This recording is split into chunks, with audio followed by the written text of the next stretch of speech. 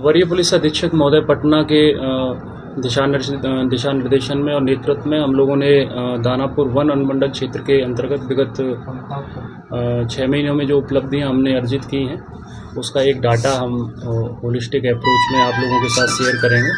और इसमें सब लोगों का सहयोग रहा, विशेषकर जो हमारे पुलिसकर्मी हैं दानापुर वन अनुमंडल के, इसके अलावा SHO साहब लोग, साथ ही साथ आप लोग भी, मीडिया कर्मी भी, जनता का भी सहयोग रहा इसमें, क्योंकि बिना जनता के आप अपराध पर नियंत्रण नहीं रख सकते हैं।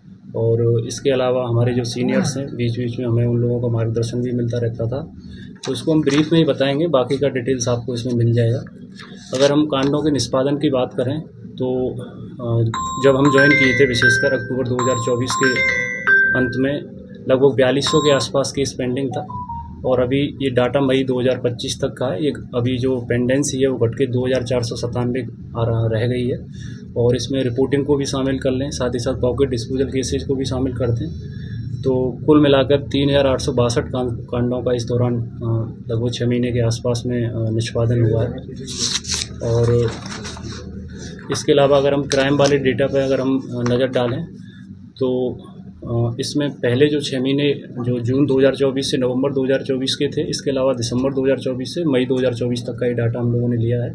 इसमें हत्या के पूर्व में 6 महीने में 19 मामले दर्ज हुए थे, और फिर अगर अभी हम तुलनात्मक रूप से देखें विगत 6 महीने का, तो इसमें 7 मामले दर्ज हुए हैं। गृहवेदन के 61 हुए थे, 54 मामले दर्ज हुए। चोरी के 154 हुए तो 138 अभी दर्ज हुए हैं। वाहन चोरी 221 से घटकर 172 आई। लूट 2 दर्ज हुए, लेकिन इस दौरान 5 कांड दर्ज किए गए, और डकैती का एक नया केस दर्ज किया गया। आर्म्स एक्ट के 21 मामले थे जो घट के 14 पर आए थे। मोटा क्राइम का ये फिगर है जो घटा है, जिसमें उल्लेखनीय कमी आई है। अगर हम गिरफ्तारी की बात करें नवंबर 2024 से लेकर मई 2025 के बीच की, तो इस दौरान 1875 अभियुक्तों को गिरफ्तार कर माननीय न्यायालय में भेजा गया है।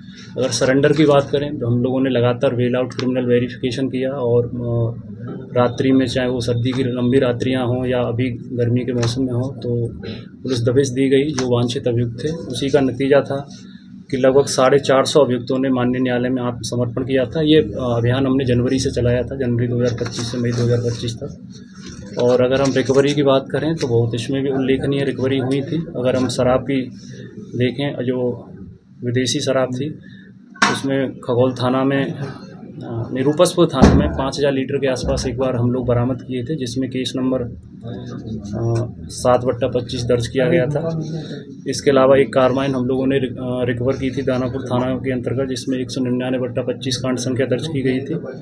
और इसके अलावा खगौल थाना में 461/24 एक केस दर्ज हुआ था, उसमें भी 2 डबल बैरल गन और 1 एयर गन और 6 कारतूस भी जब्त किए गए थे। इस तरह से इसमें लंबी लिस्ट है इसमें। और अगर हम टॉप 10 अपराधी की गिरफ्तारी की बात करें, दानापुर जब ज्वाइन किए थे तो बहुत जो मुख्य अपराधी थे उसकी एक लिस्ट बनाई गई थी, जो पुलिस मुख्यालय के स्तर से बार बार दिशा निर्देश दिया जाता है कि इसको अपडेट किया जाए। तो उसमें हमने 15 जो मुख्य अभियुक्त हैं, जो सारे लोग बाहर थे, उनको सबको जेल भेजा है। और इसमें एक उल्लेखनीय उक्ति कालिया गैंग की थी, जिसके एक साथ 10 सदस्यों को हम लोगों ने गिरफ्तार करके माननीय न्यायालय में भेजा था। और इसमें लंबा चौड़ा इन लोगों का आपराधिक इतिहास रहा था।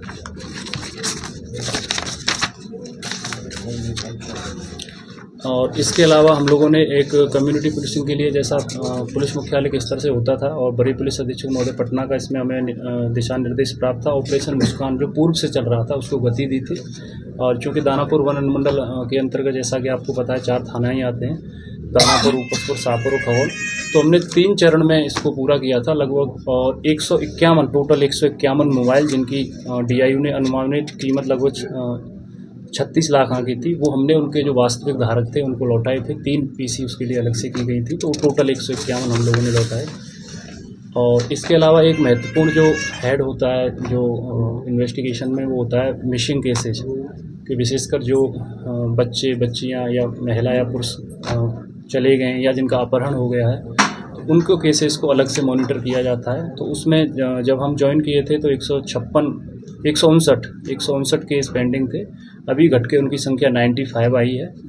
और इस दौरान अगर हम प्रतिवेदित कांडों को भी शामिल कर लें तो 145 हमने जो व्यक्ति मिसिंग थे या जिनका किडनैप हुआ था उनको बरामद किया है, जिसमें 19 बिहार के राज्य के बाहर से किए गए दूसरे राज्यों से, और बाकी के राज्य के अंदर से हम लोगों ने रिकवर किया।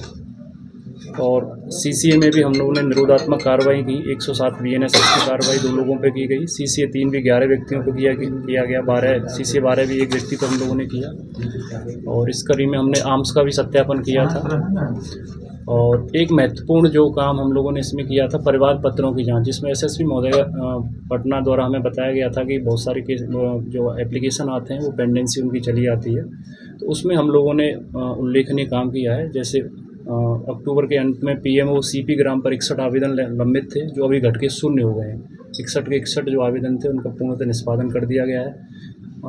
CME डैशबोर्ड पर 422 आवेदन थे पेंडिंग्स। आज की डेट में मई के अंत में 91 यानी 91 पेंडिंग हैं।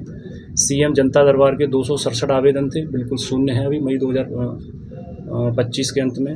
DGP CP ग्राम पर 147 थे, केवल आज की डेट में यानी पर मई 2025 के अंत में 1 आवेदन लंबित है। DM CP ग्राम पर 76 थे, वो घट के शून्य है। तो ये था। इसके अलावा एक लास्ट हम लोगों ने वेल आउट क्रिमिनल वेरिफिकेशन किया था, और जो पूरे पटना में भी लागू है। इस दौरान हम लोगों ने 100 से अधिक जो अभियुक्त थे, जो बेल आउट थे, बाहर आ गए थे, उनका हमने सत्यापन किया था और उन पर निगरानी भी रखी थी। उसी का परिणाम था कि क्राइम कंट्रोल में रहा। तो ये हमने एक रफ जो डेटा था वो आप लोगों के साथ शेयर किया, और आप सब लोगों का धन्यवाद इसमें एक बार फिर। Thank you.